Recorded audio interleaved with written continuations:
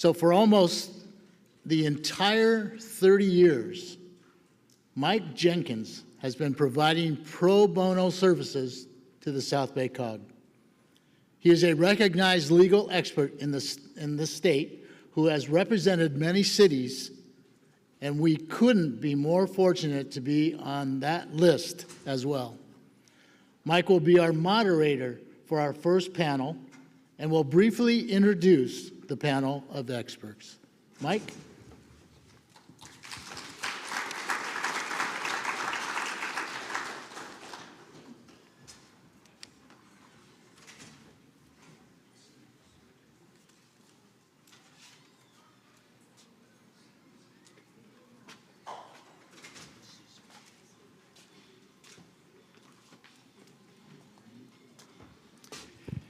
I see a lot of familiar faces out there, and I also see all the people who took up all the parking spaces in the parking lot. I'm pretty convinced that I parked in Torrance. It took me that long to walk over here. We have a great panel for you this morning. If you want to know who they are, just read their bios. On the back of your name tag, there's a QR code, so just follow that, and you'll see all their background. So we're going to start with Lujuana Medina. She's the division manager of the environmental initiatives for the County of Los Angeles Internal Services Department. So, Lujuana.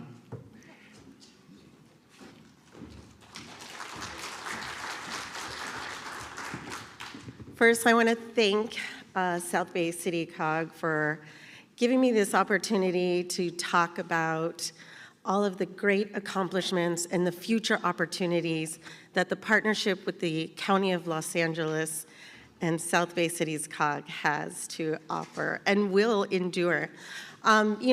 Hearing all those great local government representatives, understanding that local governments have the opportunity to utilize their collective power to help strengthen communities and provide them opportunities to become more resilient and sustainable given the current climate epidemic we're about to experience.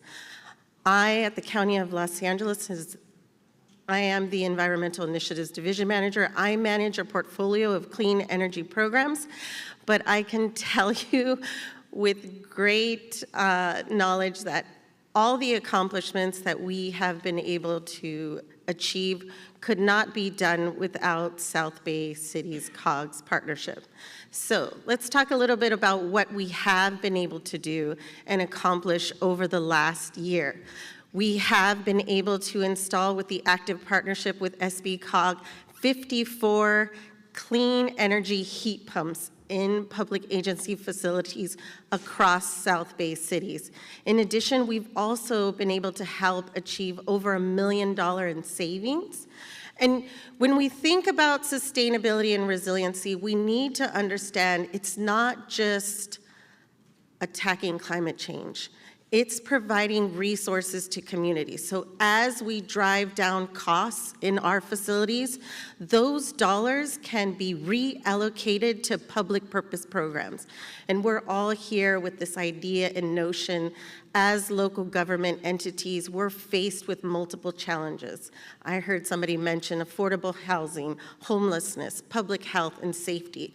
So really thinking about sustainability as more of just combating climate change, but actually making your communities more socially, economically resilient. That is what we're here to provide in those services and in partnership with South Bay City's COG. In addition, if you think about all the work that we have in the future, we do have the opportunity also to drive operating and energy affordability in all of our facilities and our communities. So, what does that future look like? I have the great pleasure of announcing that last year, with the partnership of South Bay City's COG, in 2025, we aim to launch, with a partnership with the California Energy Commission, the Equitable Building Decarbonization Program.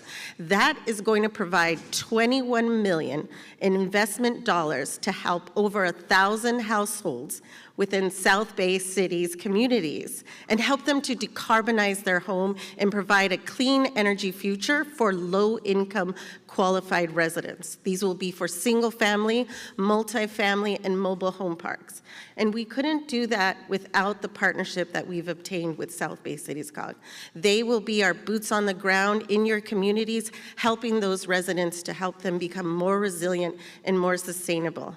In addition, we're also looking to help facilitate more of your local cities and help them to identify their facility opportunities where we can reduce the energy costs. And I think what my team has told me is in the pipeline, we aim for 2025 to reduce over 750,000 kilowatt hours. Now, those are just first-year savings. Imagine what that impact will look over the next 20 years.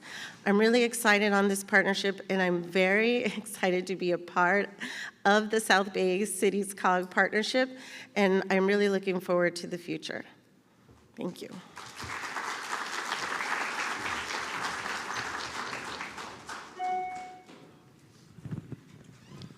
Thanks, Luana.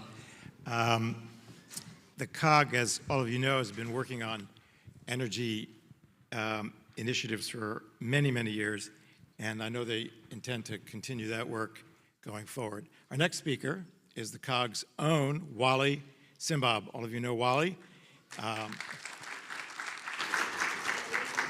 He's been leading the COG's innovative land use, transportation, and technology initiatives.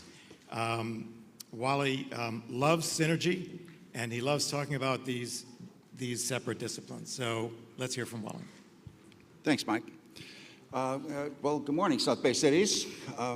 We're going to talk today about the challenges that are facing us with sustainability.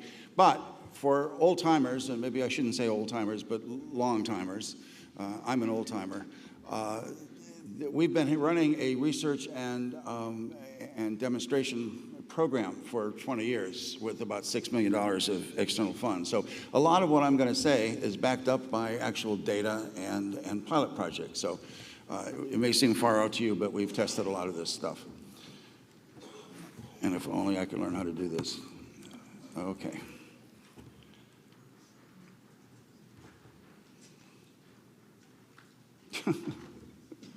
Okay, so clearly to sustainability, the biggest challenge is going to be extreme weather. It has been and it will continue to be. And there are both direct costs and, of course, indirect impacts, and we need to reduce carbon emissions is the bottom line, but also resist and recover from these. When we can't actually resist it, we have to recover from it. This challenge has gotten even worse recently because of the federal support. The funding in particular is not going to be forthcoming. And I'd be the first to say that the weather challenge links to other things like municipal finance and affordable housing and safety and things like that. Now, we can see the effects of extreme weather. They become more extreme. It lasts longer, the events last longer, and they occur more frequently. We know, already been referenced, that the Palisades-Eaton Canyon fire, over $250 billion of direct costs, kind of a product of what they call hydro whiplash, which is extended droughts, dries everything out, wildfires catch fire, hurricane winds whip the thing so that the structures become fuel, followed by torrential rains and mudslides. So this is how we got to $250 billion. Now, if we look at the world, at the global situation between 2000 and 2020, the report I read said that there were $16 million an hour of damage every hour in that 20-year period. It's almost $3 trillion through 2020, so it's obviously over $3 trillion by now. And this is just not sustainable. This has to be addressed. And the worst of it is that the heat is increasing rapidly, especially since the mid-90s. So these pictures of the globe help us understand that. The top one is the long-range 120-year, where the dark colors suggest where the heat is increasing faster. And the bottom one is the last 30 years, and you can see that it's a dramatic change. This gives a real problem to policymakers because the growth that we were expecting has suddenly, in the mid-90s, the last 30 years, has become extreme. It means it's hard to get your arms around it. It all happens so fast. So what we have as people taking the streets, there's a lot of folks that are very unhappy about this. Seemingly not so much demonstration in the United States, maybe because we have other things to demonstrate against. But the top row is the youth saying, well, this is destroying our future. I really like you'll die of old age, we'll die of climate change, especially true in my case. And the bottom row is tens of thousands of people protesting. And the bottom right is scientists who you think of being in a white coat in a back room somewhere, in a laboratory somewhere, and they're saying this has gotten out of control. We have to do something about it. The thing to know is that these very scientists are saying that the change is urgent. We're looking at 2025 to 2030 in order to try to stop the growth of carbon emissions per year, maybe 2035 at the worst. And failure to do so means that we hit certain tipping points in which the climate becomes a self-sustaining furnace. It's not a controlled furnace. So what that means really is, and in our roles as council people, elected representatives, professionals with cities, professionals that are in consultants that are advising cities, we can't do business as usual anymore. And that's easy to say, and I think very hard to do, because business as usual, it's hard to change, and yet it hasn't gotten us. We wouldn't be in this mess if, in fact, it was successful, but we are, and it's not. So just to quickly go through the history of transportation, because the problem here is we're an auto suburb, but we went from industrial walking cities to streetcar suburbs to auto suburbs, and in fact, I think everyone knows the South Bay was originally developed around the Pacific Electric rail system, and then in the 50s, more or less, because the development between the rail lines happened and the rise of the auto industry, we became an auto suburb. And that really worked pretty well, I think, when it first came about 50, 75 years ago. But now we have to reorganize. And this is what I mean by not business as usual. We have to stop investing in the auto suburb part of this. And I'm going to talk about the digital technology, which is essential for our sustainable future. And we are lucky in that we have resources that other places don't have. Now, this means not business as usual. We have to rethink almost everything we're doing. And if I'm you and I'm listening to this, I'm thinking, I don't want to make comprehensive change in everything I'm doing. I mean, it's very, very hard to break away from the patterns of the past. And this involves everything. We're going to talk about land use, transportation, and digital in particular. So we have the South Bay Fiber Network, which is the catalyst that we want to build around and going forward. Now, there's one of the things about breaking away from the past is that we don't. What I encounter all the time are silos. Everything's in a silo. The state bureaucracy in the silos. Even some of us are in silos in local government. And I think the bottom line I'm going to get at here is that the digital, land use, and mobility should all be taken together. So when states required forced housing development, you have to accommodate in your city, you should be thinking in terms of, well, where should I site that? Because the Regional Housing Needs Assessment doesn't tell you where to put it, but you have to think where to put it. Put it near a major activity center with lots of destinations in it, and we'll talk about that in a second. But think about what mobility system that you want folks to use to get to where they're going, and think about the digital system in which you can bring where they're going closer to where they are already, sometimes in their home or back into that center that's adjacent. So that's the nutshell of all this, and I didn't want to say that before we get into sort of the weeds here a little bit. I forgot to say, one of the things about this is that the criteria is that it has to go fast, then it has to be affordable to everyone. The whole era of which, back in the 50s and 60s and 70s, we had, infrastructure projects that cost multi-billions of dollars and took 7-10 years to plan. That era is gone. We've got 5 years, 10 years at most to really, really get on top of this. And so those things aren't going to work. And it has to be affordable. When everyone should be buying an electric vehicle so you have zero emission, you can't, paying $50,000, $75,000, $85,000, $90,000 for an electric vehicle doesn't make any sense. No one's going to be able to afford that at the scale that we need to make those changes. So anyway, we're lucky to have the South Bay Fiber Network. This is a joint powers authority. We made a deal with 3P, a public-private partnership. And the key to this was that we disrupted the marketplace. We brought in more product for a lower price.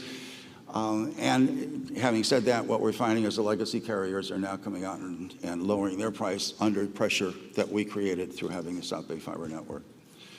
Now, we've got some plans for this, and this is stuff that the COG is going to do, that you play a minor role in. Other things you're going to have to take the lead in. But we're going to try to extend the fiber network to all homes and all businesses, so 100% coverage if we can get it. And we're trying to shoot for 100% subscribers to the fiber network so that everybody is in this digital world that we're trying to create. We also want to expand it, and this is a little technical, but the broadband industry is vertically integrated now. So the firm owns the wire, they manage the operation, and the IRSP. Spectrum is that. What we're talking about is breaking out, so we have an owner that owns it and operates the network, but we will have multiple ISPs. It's a different platform, and the competition will, in fact, stimulate economic development. So we call that an open network, and it will make competition online. So it could be that El Camino College could become a retail service provider. It could be the COG could become one, a small firm that specializes in my watch is calling me. Oh dear. It's a slippery stuff. People know me. I resisted getting a smartphone for like the entire life, and I just got one last year, and my wife said, well, we should get a watch too. So it was a slippery slope. So, and this actually tells me when to stand up and stuff like that. It's completely insane. This was an incoming call. Just, I know you're all curious. Almost up? Yeah, I know. So anyway, we're going to go to, everybody has to be digitally illiterate. We're going to do workforce development and small business development and startups. This is a little more difficult. We're talking about recentering the destinations. Right now, we've got everything's in a single function center. So you've got regional malls, you've got El Camino College, you've got colleges, you've got civic centers and so forth. Everything's in its own specialized thing. What we're trying to say is our research says, hey, put it all together in a dense, functionally robust place. And under an auto-suburban development pattern like what we're talking about, it requires lots of driving because every time you go to a place, you have to go to a different place. The whole idea of having a central, dense place is that you can walk, you can cycle, you can use local use vehicles. And we put our public access to the network in there. I'm running out of time, so this is too bad about my watch ringing. I lost a minute right there. So our research showed in Riviera Village that it's a horizontal, mixed-use, old-time downtown kind of thing. Used to be Hollywood Riviera. That homes within a half a mile of that, over half of them went to Riviera Village for their destination, and half of them walked. Del Amo Mall, which is the state-of-the-art in the 60s, it's a wonderful place. I go there once in a while.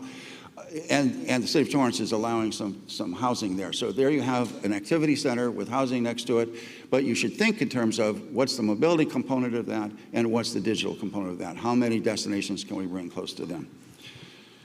Here's a simulation of this. We did this drawing some time ago when we thought we might be able to build stuff. The idea here is to picture this as on four corners. It was Madrona and 189th was the place for it. And the idea was put all of the functionality, that's all the businesses that are in Riviera Village, put them in this, and then you'd have guaranteed walking, cycling, and local use vehicles. Here's some other drawings of it. The way you get that is the lower left is, this is a typical floor plan with the space that each business would have, and we cut it in half, cut it into a third, and so forth. That's how you do it. You make very small So one of the things to take away is that in the mid-90s, right after the internet was commercialized, the ARPANET was commercialized, the internet, Negroponte wrote this book, Being Digital, and I just referenced it earlier on, its transmission of place becomes possible. So that means if you're going to El Camino College, we can put El Camino College on the network and bring it to you, either to your home or to a nearby center. This is an example of it. It's the first generation ATM. We'll call it a robot teller. We'll see where it goes with AI. And the impact of this is they're talking about no branch banks being available after 2041. The idea here is to do hybrid physical online stores and reduce the cost of presence, which I can talk about at another time because I'm running out of time. So I made up a way of organizing access. What you have to know is the dialogue around digital is that it's about fiber to the home and it's about fiber to the business. And well, it is in one sense. But the real power of this is to create public access through various, so I'm saying 3 levels. Simple access where you can come up with your computer, your laptop and jump on the internet and check your email. Level 2 is you can do literacy training and technology, and the city of Carson has such a thing, and the city of Gardena has such a thing in their, one of their parks. But what's really interesting is when you get to level 3, because that's where the power comes in. 3A is a factory where you have advanced hardware, software, 3D printing, AI tools. You know, you can make a motion picture today using text to image, text to video. Why not do it in our neighborhoods? Why not do it here? Example of this is the Beehive in South Los Angeles, and this is how you make money. This is where the power of the internet comes from. And small business is not going to have all these tools and know how to use them. That's why we create a different facility for them. It's virtual services. This is something I did called the Blue Line Televillage in Martin Luther King Transit Center in the mid-90s in Compton. And we brought in distance education, telemedicine, remote work, e-government. So we did proof of concept. I know it works. This is what I'm talking about when you think about what the digital power can bring destinations towards someone, either in a center or in their home. And then resilience, we want to get battery backup. We want to have batteries, microgrids, HVAC programs so that there's cooling when the heat is there, and various kinds of programs having to do with resilience is where we want to go. So these are some drawings that we did with what it might look like inside of one of our centers. And I'm going to end with the idea that what we're really talking about is local use vehicles because the distances are short and it makes no sense to drive a digital navigator to go to a 7-Eleven. And these are the initiatives that we're working on our local travel network. You all know, as you've heard about, we're doing it in Mobility Hubs. We've got a grant, we're planning it. We've got a proposal out for destination parking from Caltrans, which we hope to hear. We want a grant for e-bike safety, but the way things are in Washington right now, we may never see the money. And of course, we've got public education around all of this. If you haven't seen it, check out the Turtle Talk newsletter. Okay, that's it for me. And Mike, you want to introduce my longtime friend and colleague, Dan Sturges. Thank you, Wally. Thank you, Wally.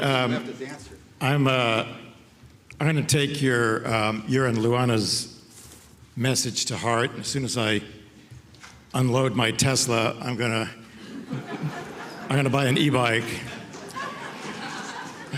Speaking of e-bikes, we have Dan Sturges next. Dan is co-founder of Mobilitee. Dan's a pioneer in sustainable mobility and will be providing us with an insightful overview of how the South Bay can embrace a vision of multimodal, equitable transportation system. The COG is very fortunate to be able to call upon Dan for his expertise as we develop and implement our transportation programs. So we're thrilled that he's here today. Dan? Thank you. How does the slideshow start? Well, thanks, Jackie and Wally. I think I've known you guys for 12 years or something. It's a real honor to be here. You guys are inspiration. I will, in this presentation, talk how I see you as pioneering something that's not happening anywhere else in the United States. So I graduated as, well, actually, my vision, my hope is that the South Bay, we can have a great life here. People live here, can have a great, wonderful life, go anywhere you want to go without having to own an automobile. And what is it, 32 years since the internet showed up? So like, it should be time for that, maybe? But I graduated as a car designer down the street in Pasadena in 86 I graduated. And I went to work at General Motors designing cars. But I grew up in Boulder, Colorado, where I live again now. And I rode a Vespa scooter through high school because I couldn't afford my car. And a Vespa got me everywhere in Boulder, a little college town. But it's like, why can't it have a roof? Why can't it carry cargo? And like, no, you have to buy an automobile. So I got interested in this gap between little vehicles, and I quit General Motors after a year. And by 1988, I was renting a little studio in Torrance, California to make the first, what became the neighborhood electric vehicle. So if you've seen the GEM car, that was my project. That's not the GEM car. That was a picture taken in Las Vegas in 2014 with Twizy. They had a lot more money than we had to make a vehicle. But here's the big idea, folks. We don't have to have one vehicle for all our trips. Imagine that. We here in the South Bay in LA, 10 million people in LA County, we are all driving highway-capable cars. We can drive them to New York City. Everything that I see in the parking lot, I can drive to New York City at 80 miles an hour. But that's how we're getting around. We have basically what I call a highway automobile disease. You know the traffic here. LA County's got 10 million people, so if half the people are going to work, 90% of the United States drive alone to work in their car with 4 empty seats. So if half of LA County is going to work with 4 empty seats, that's 20 million empty seats you're dragging on the highway in our great, intelligent, smart age of ours. And your car is composed of what, 25,000 parts? I've seen people at a cafe say, oh, I don't know about recycling my iPhone. It's like, sweetie, do you see your car out there? And then there's a cost. We know the AAA says the car is $10,000 a year. So what's the marginal cost? If the car dealer comes to your house every night, Monday through Friday and Saturday and Sunday, every night for a whole year and says, you got 2 newer cars in that garage, that's $50, $830 every night of the year, $50. How does that feel? And then over there, the orange, that's Albuquerque, New Mexico, very much a car city, but that's their downtown. And where it says park, actually all the orange spaces are parking lots. Those are for unused cars that we have them sit for 97% of the time. This is actually like a social mental illness at this time. The dark orange is the multi-story decks. So why are we still car dependent here in the South Bay? We've got a binary problem here. We either think it's the bike and the bus or it's this 5-seat automobile. That's our choice. Well, that's a false choice. So what I've been working on for 40 years now is to take what we like about our car and to make it smaller for the needs of the local trip. Now, this will not work for everyone. If you're a real estate agent and you got to get people all over the place, buy that highway car. If you're a single mom and you got to move people around, your kids around, transit, is not going to work for you. But we don't have to have one solution for everybody at this point. It's like dieting. We don't have to go to the ultimate program. We have to start reducing the need of these big cars. So that's the binary choice. Now, Henry Ford once said, a problem clearly stated is half solved. And in my space, working in these small vehicles, I've gone to mobility conferences, and they go, oh, we're bringing shared scooters here, we're bringing car sharing there. And I'm like, where? Is it New York City, which I call a thick city? Or is it spread out Phoenix, Arizona? Is it a thin city? Well, South Bay Cities is a thin city. This is a thin city. It's not, in New York City, you don't need to own a car. Your first and last mile is done in private transportation. It's called an elevator. And you can walk across the street and get a great cup of coffee or a beer or something. So we are dealing with thin city. Most of LA County is thin city. Most of California, most of the United States is thin city. About 200 million people. So small cars. These are versions that are available in Europe. They wouldn't let me, when my partners and I created the low-speed vehicle, Can't go over 25 miles an hour. Well, that's not that usable. The people you go see them driving them in Santa Monica today, they all sped them up to 35, and they've been using them for over a decade and having a lot of fun and saving a ton of money. But those vehicles go 49 miles an hour in Europe. They're not allowed to come here. Now, you can buy a motorcycle that goes 80 miles an hour, and there's at least 15 brands that go over 200 miles an hour. That's okay. But no, we can't have that. But they're cool, and here's a little video for a minute of the cool.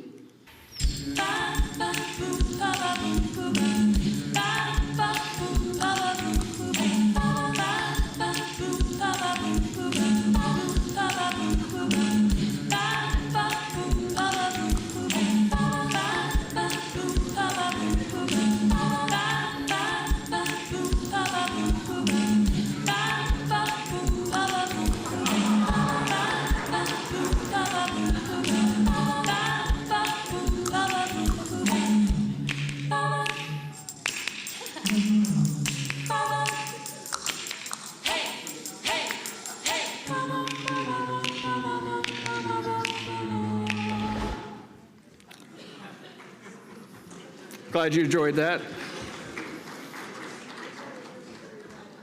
Okay, so the Orange is the company I started and the vehicle I designed. When I started in Torrance, California, I wanted to license the design out to some manufacturer like Kawasaki. No one would build it.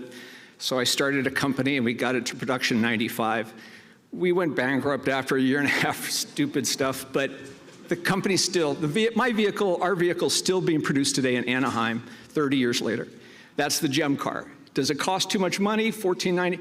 I think so, sorry, GEM. I think these things should cost like $5,000 or something. But it's a chicken egg problem. How are you gonna lower the cost until you have a lot of sales, and how are you gonna get a lot of sales with a high price, right? It's a chicken egg problem. But over here, the fonts have all gotten all kind of wonky here, but you can go to Hermosa Beach this afternoon and buy that $7,000 golf cart. That's the lowest priced model I saw online. I'm not making a dollar from them. I would like to see South Bay a lot better, so I'll benefit that way. But you can go buy an electric golf cart today and drive it around, and the insurance is cheap. You're not buying gasoline. It'll be easy to park. We're gonna get to safety, because that's like, I'm gonna get crushed like a bug in that thing. I hear that every day, right? And then there's a whole other side to this, which is autonomy, autonomous vehicles. Autonomous vehicles don't have to be $200,000 carrying 5 people. And I'm not gonna go in, I don't have the time today to go into what that looks like. But to me, smaller vehicles around Torrance or around Hermosa Beach is going to feed into smaller autonomous vehicles in the future as well. So I've had to create a plan that's in my book, so I'll do my shameless plug of my book, Near to Far, which is on Amazon. I guess it was shameful, I don't know. But I've had to create a blueprint of how we organize this. So I've created a tier system. Tier 1 is the light, low-speed mode. It's not for the highway. Tier 2 are the fast, heavy cars. We have 290 million of those. And in my book, you'll see there's a Tier 3, where we go across the nation or across the globe, and we call that an airplane. Now, I wish we had high-speed rail, but we don't. So actually, multimodal transportation, Americans that are all car-dependent only really know Tier 2 and Tier 3. The only place that we're intermodal is the airport, where I was last night coming here to talk to y'all. But Tier 1, we have these little scooters, but they're put into downtown LA in the thick city. And we know transit doesn't work very well down here. Sorry, whoever's here from Metro. I mean, the first and last mile, we don't need highway cars to go 1.5 miles to get to a transit line. So another way to think about it, since we're right down the street from the ocean, is imagine you just pull into the harbor in your 100-foot yacht, and you've just parked it and you tied it up, and it's like, hey, sweetie, let's go across to that bar over there and get a fish burger or something. Are you gonna fire up the yacht? Or are you gonna get in the dinghy? It's called 2 scales of vehicles. Like right now with our cars, it's like we're having our soup with a shovel.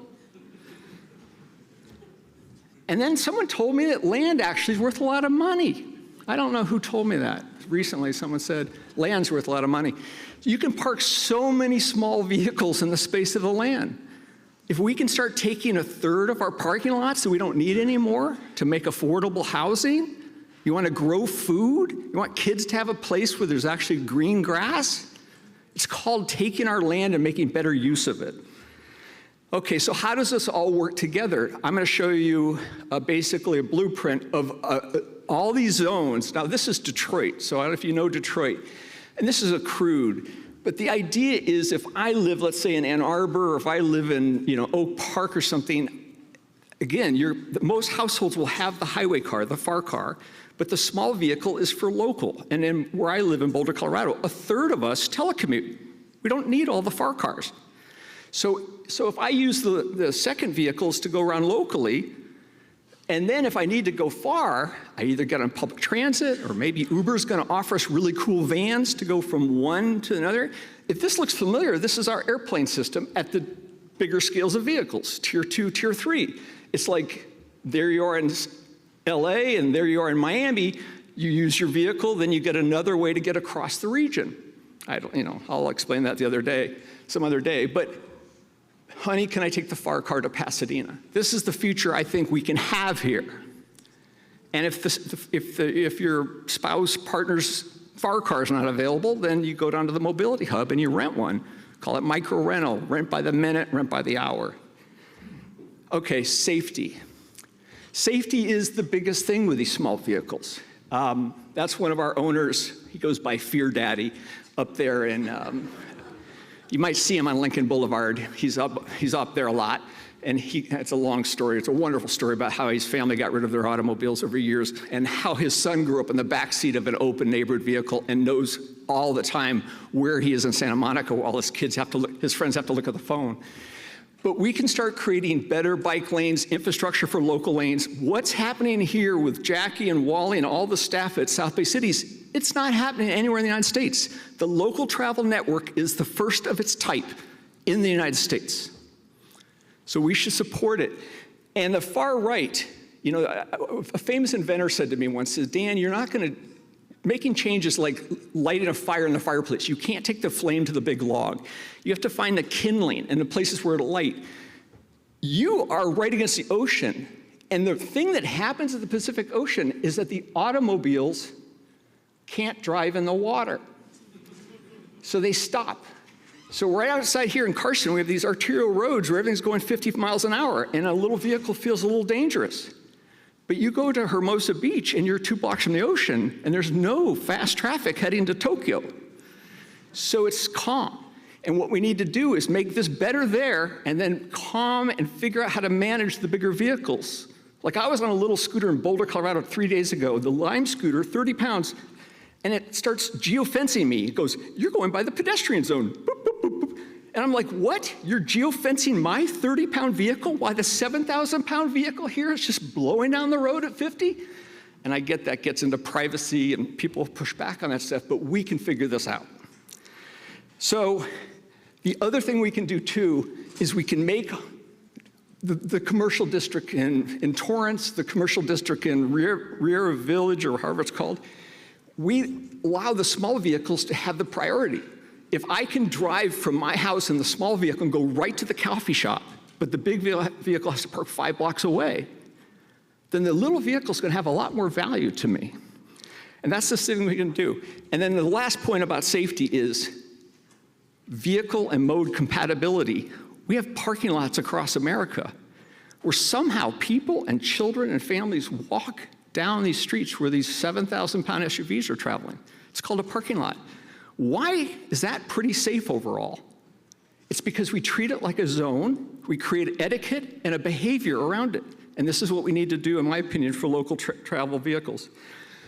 So the last part of it is when you have a tier 1 vehicle, you can start a car company. You'd be insane like me and start a car company 35 years ago. Everyone laughs at it. It's like a golf cart, right, Dan? And this is the far upper, is my first prototype. It's just a 1-minute video. But when I heard that people are having issues, where can I park my golf cart at Hermosa Beach? I wanted to show that my first vehicles were fold-up vehicles. They could fold up against the wall. This is 35 years ago, whatever. This is 15 years before Elon Musk invested in Tesla. That's the first prototype.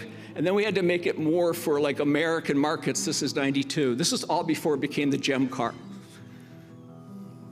And this one folds up too. That was a running prototype we built for $20,000 in Flint, Michigan. I moved to Michigan to get partners back then. So this guy folds up, and that's the end of that video, but folds up. And this was with lead acid batteries. Today with lithium batteries, we could do so much more.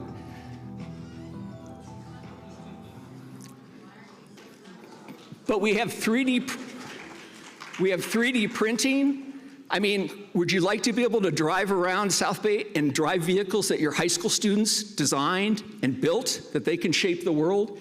This project in the bottom is a local electric truck that could be manufactured in the South Bay. So basically, that's my talk.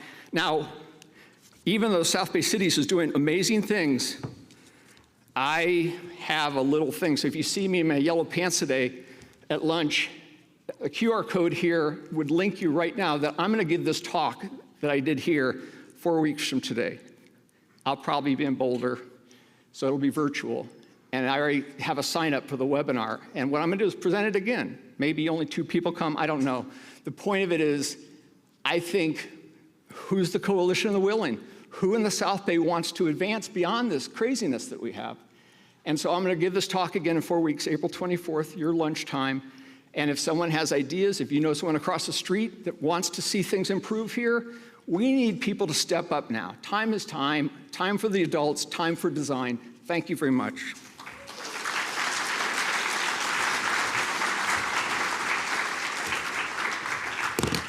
All right, thank you, Dan. We have time for a few questions. Our speakers, you should have a handheld mic on your seat. If you have a question, raise your hand. One of our staff people will deliver the microphone to you, and you can ask your question. I'll call on you. I'll start with this quick question. Dan, you said that we have to change ingrained habits. I think you even called it an addiction to big cars, et cetera. 2 factors that might contribute to changing ingrained behaviors are cost and convenience. The convenience, for example, of letting small cars park closer than big cars. Cost, we've lost incentives for electric cars. We've lost incentives for solar.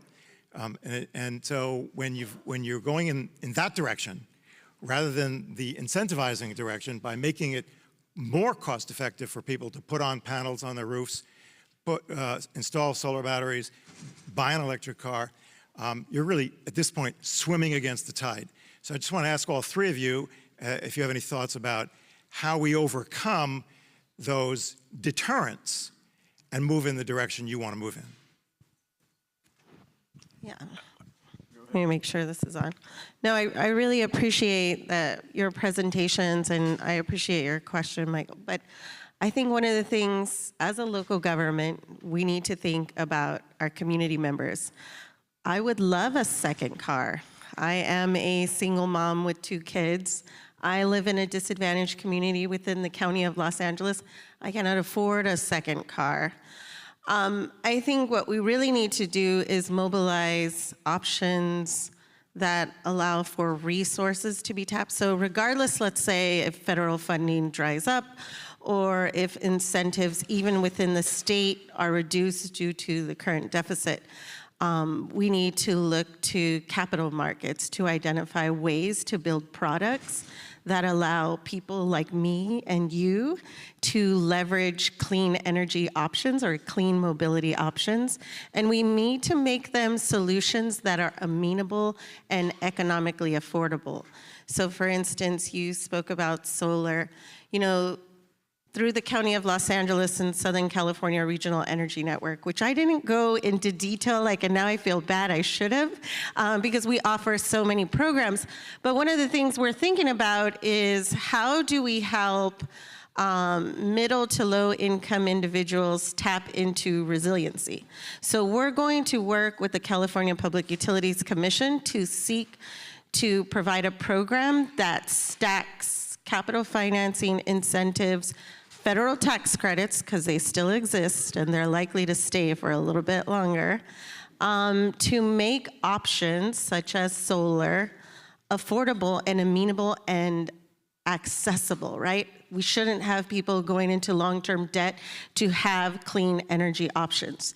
They should be short, financial products that are affordable and within the realms of most of our community members. So my hope is really driving this idea with policy and legislative members that we need to provide more options, even if they're capital financing options, but just make them amenable to our community members. Thanks, Lana. Does any of the other panelists want to comment on that? Can you hear? Is it on? It should be. Yes. What? Green button. Is this on? Is this on now?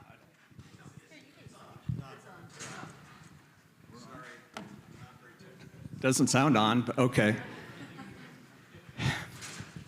It's unfortunate, I guess. I mean, like, so yes, the government has been there to help this transition to electric vehicles, but from my perspective, a lot of it's been for the highway electric cars.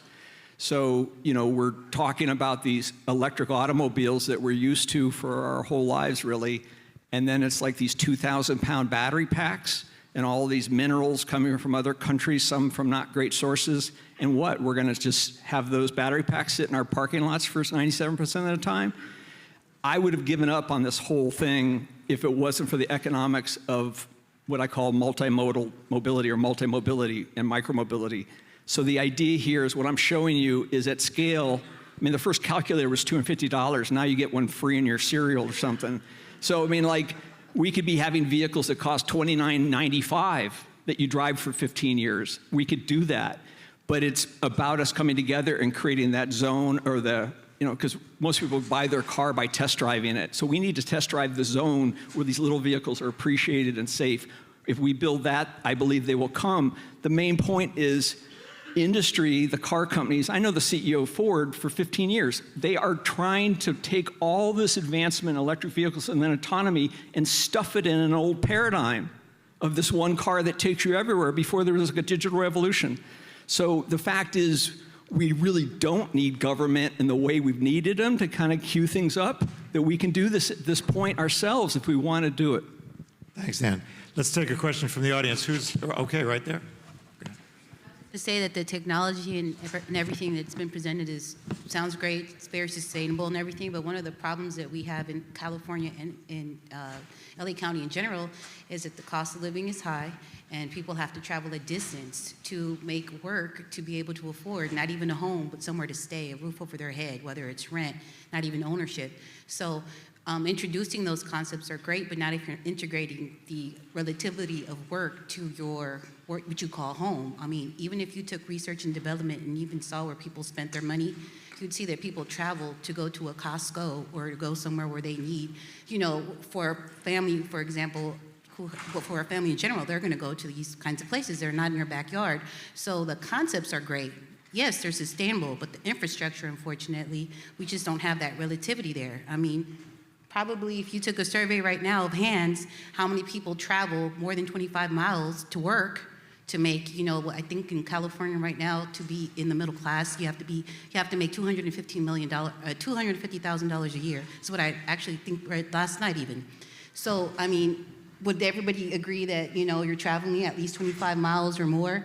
So even the feasibility of having to have a vehicle like that or some of the technology that was presented, you know, it's there, but you have to talk to the people in this room, the council members, to say, let's get work that makes sense for people, for the current generation, to be able to live and work in the same area and not travel so far, you know, and all of this is realistic, you know.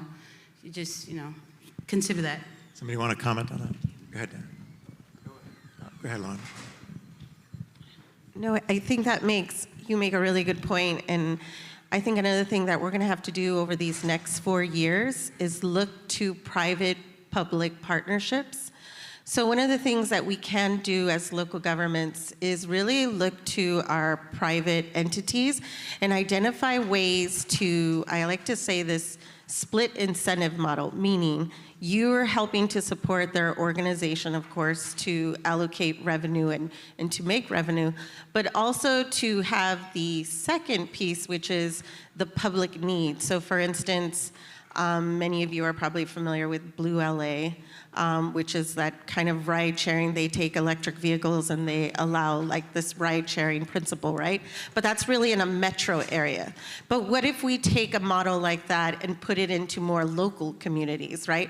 So really thinking about, yes, we are limited in resources, but one thing about local governments, I could tell you, I think of it as we have learned to work with less.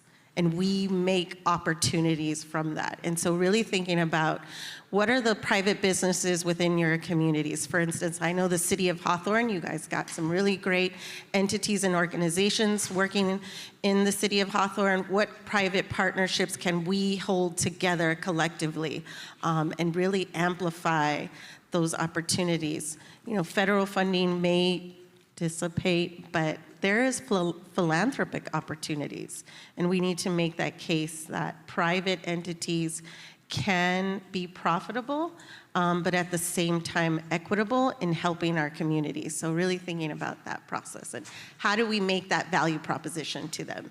And so that's kind of Did anyone want to make a quick response? I want to get to another question from the I'd like to quickly say something to Mike's question, which is transition. We're in a transition, and it takes leadership. It takes political courage.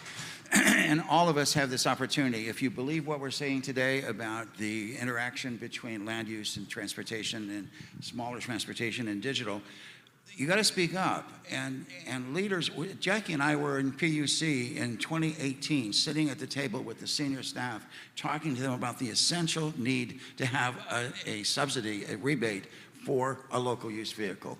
And they told us, no, it doesn't use the right battery. We don't want to do that. And so we said, well, is this a battery outfit or is this an air quality outfit? And they, you know, and we had Dan Sperling, who was a board member sitting there at the time. It takes, and all of us as staff people, as leaders, you got to speak truth to power. You got to stand up and say, this is essential because we're running out of time. And it takes leadership, and we can all be a leader, so do it. Yeah. Another question from the audience. Where do we have, okay. Hi, my question's mainly directed at Wally to give you a chance to expand on some of your research. You have a concept, I think it's called neighborhood-oriented development versus transit-oriented development.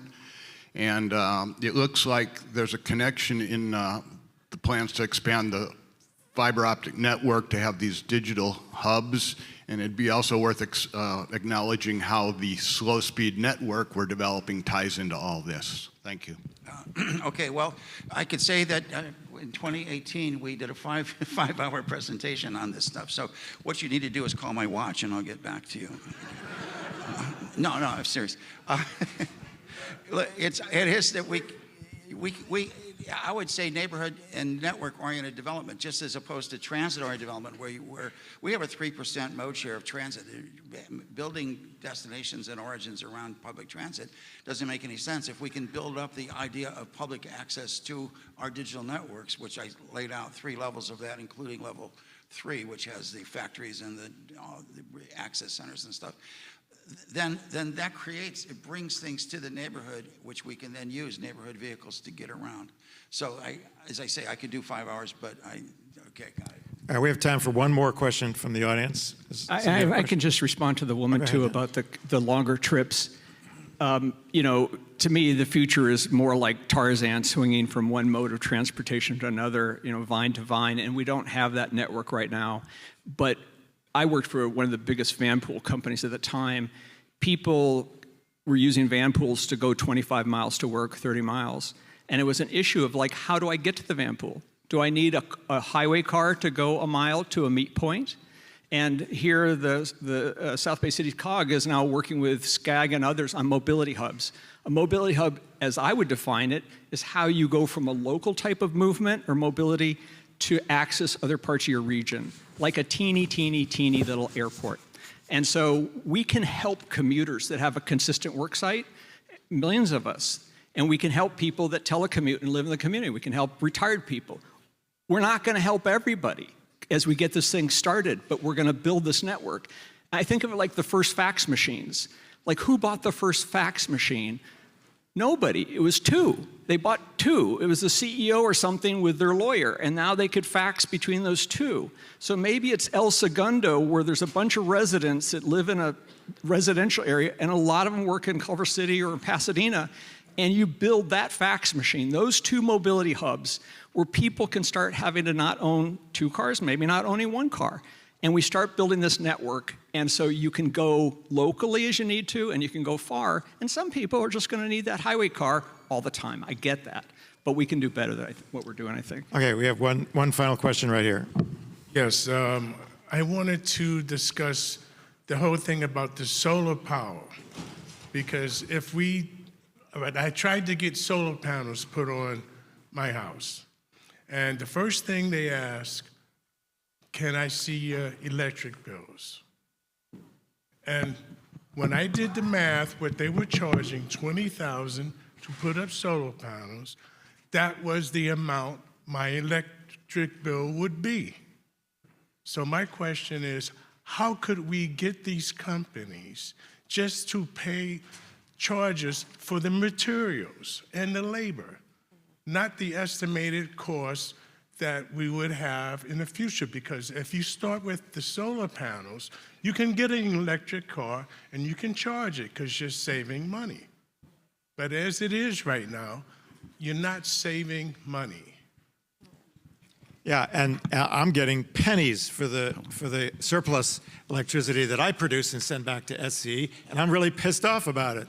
So I get what you're saying. All right. I know, if I had 5 hours, I could go into this. So one of the things, you know, the missing piece or the gap that currently exists in the market is the support and technical assistance that someone like yourself could utilize. So for instance, there are programs right now available, for instance, with Edison that offer, they call it a charge-ready panel. They will give you an upgrade. You commit to having an EV vehicle charger installed, and that will help to support, for instance, to reduce the burden of a solar storage system. And that's really what we want to move people to so that they become more resilient. You know, I believe my counter over here who mentioned about the wildfires, you know, one of the things we want to emphasize at the County of Los Angeles is that we now know wildfire season impacts all of us, right? The PSPS event impacted hundreds, if not millions, of customers across the County of Los Angeles. So how do we make them more resilient? Now, what I mentioned earlier before is developing a financial product that helps to support a lower loan term, so you don't have to be overly burdened, because what we see is a lot of our members in our community are being faced with a 20-year loan term. And the industry developers and solar developers are pushing this idea that to have clean energy access, you have to have a long-term liability. That is not true. With, you know, incentives from different programs, those tax credits, we can stack those and then reduce the overall burden, and then you can have a very small, finite loan term that's amenable, maybe as much as your electric bill. But somebody needs to pull all of that support together and technical assistance.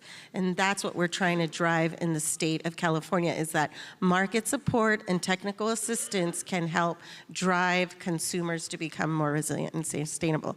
I didn't go over much about Southern California Regional Energy Network, but I'm sure South Bay City COG, through our partnership, will help to provide you information about what we do.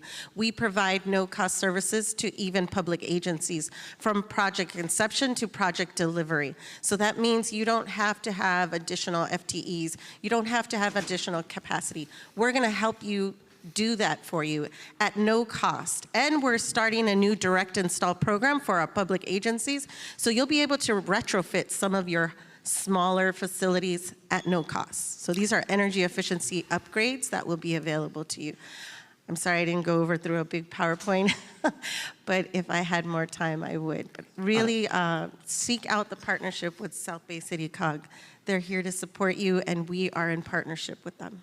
Wally, one minute. Yeah, very briefly, as a sign, I guess we got more microphones up here. We got chairs. So, yeah, what One of the things we're saying, though, is that a microgrid in one of our internet access centers at a level 3 embedded in a multi-purpose center creates energy for the neighborhood, so you don't have to do it on your own. And so what we're trying, and the PUC, the CEC changed the compensation so that rooftop solar is not nearly the economic deal it was. We can do this for microgrids. In fact, a couple years ago, we had a microgrid speaker here. He's just brilliant. So that's one of the things we're trying to do is collect some of this stuff through our neighborhood centers that will take care of issues like you don't have to go alone. All righty, how about a big round of applause for our speakers?